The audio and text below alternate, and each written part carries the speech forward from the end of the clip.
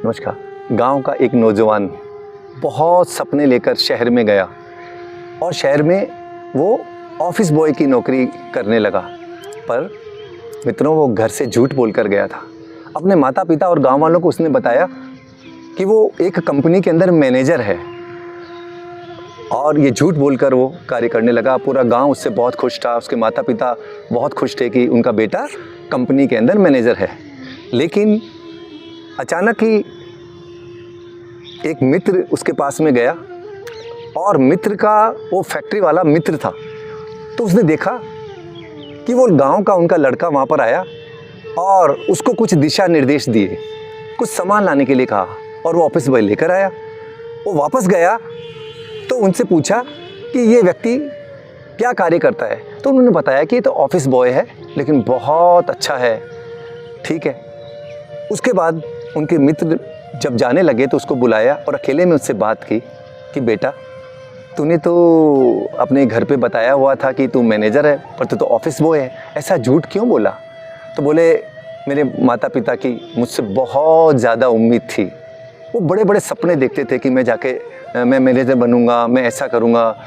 लेकिन मैं यहाँ पर आ गया और मैं उनके सपने एक दिन पूरे करके बताऊंगा, मैनेजर बनकर ही बताऊंगा। तो उन्होंने बताया कि तेरे को सच बोलना चाहिए, झूठ नहीं बोलना चाहिए। इस पर उन्होंने कहा कि अब गलती हो गई, समय आने पर मैं सच बता ही दूंगा। पर उनके मित्र ने एक छोटी सी कहानी सुनाई। आइए सुनते हैं वो कहानी। जैसे सत्यकाम एक बहुत गरीब व्यक्ति था और उसने गौतम ऋषि के वहाँ पर जाकर, गुरुकुल में जाकर शिक्षा दीक्षा लेने के लिए प्रयास किया। और जैसे ही वहाँ पर पहुँचा तो बाहर पहरेदार ने उसे अंदर नहीं जाने दिया, क्योंकि वो केवल राजदरबारियों को और ब्राह्मणों को ही शिक्षा दिया करते थे गौतम ऋषि। तो वहाँ उसको अंदर नहीं जाने दिया। वो शोर मचाने लगा। उनकी आवाज़ सुनकर गौतम ऋषि आए और उनको अंदर बुलाया। उनसे पूछा कि आप ब्राह्मण हो? तो उसने कहा नहीं। उसने कहा आप राज दरबार से हो? बोले नहीं। तो बोले फिर आप मेरे यहाँ पर क्यों शिक्षा लेना चाहते हो? तो उसने कहा कि आपकी शिक्षा से मैं अपने जीवन की राह को सुलभ करना चाहता हूँ। तो बोला आपकी जाति, वर्ग, नाम, पिता का नाम बताएं।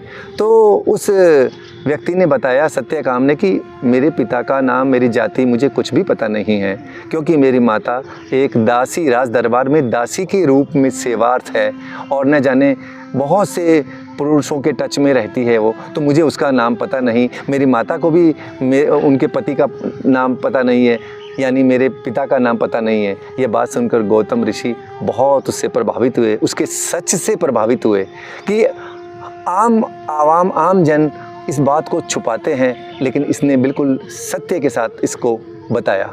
तो उन्होंने बताया कि ऐसा ही दानवीर कर्ण जो दान देने के लिए मशहूर था, लेकिन जब वो परशुराम जी के यहाँ पर गया तो उसने दीक्षा लेने के लिए, ज्ञान लेने के लिए उसने झूठ बोल दिया था कि वो ब्राह्मण परिवार से है। पूरी शिक्षा दीक्षा हो गई उसकी और एक वो कुशल एक बन गया। और फिर कुशलता के बाद जब परशुराम जी को पता लगा कि कर्ण ने उनके साथ झूठ बोलकर शिक्षा दीक्षा ली है, तो उन्होंने एक श्राप दिया कि कर्ण, तूने मुझसे शिक्षा दीक्षा तो ले ली, तू निपुण भी हो गया, लेकिन मैं तुझे एक श्राप देता हूँ, क्योंकि तूने झूठ बोला है कि जब तुझे शिक्षा की बहुत ज़्यादा आवश्यकता होगी तब ये शिक्षा को तू भूल जाएगा और तेरे कोई काम नहीं आएगी। हुआ भी ऐसे महाभारत के युद्ध में, जब कर्ण को अर्जुन के सामने खड़ा पाया और दोनों युद्ध में थे, उस समय कर्ण अपनी सारी शिक्षा दीक्षा, धनुष्मान सब भूल गया, क्योंकि उसको गुरु का श्राप था और ऋषियों का श्राप कभी भी खराब व्यर्थ नहीं जाता है। कहानी का सार यही है कि हमें हमारे जीवन के अंदर हमेशा सत्य बोलना चाहिए, चाहे परिणाम कुछ भी हो। लेकिन जिस दिन वो झूठ एक पकड़ा जाता है तो उसकी हमें बहुत बड़ी सज़ा चुकानी पड़ती है, जैसे कर्ण ने चुकाई। पूरे अगर कर्ण को अगर वो ज्ञान होता तो इसका इतिहास महाभारत का कुछ और ही होता।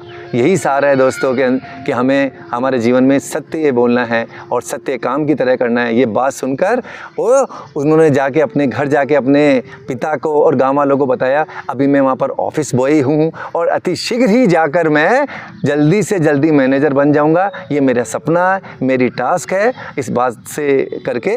और वो बहुत खुश हुए और सच बोलकर वो हल्के हो गए और उनको ऐसा लगा कि बरसों बरसों का बोझ मेरे सर पे जो था झूठ बोलने का वो उतर गया और प्रसन्नचित्त रहने लगे।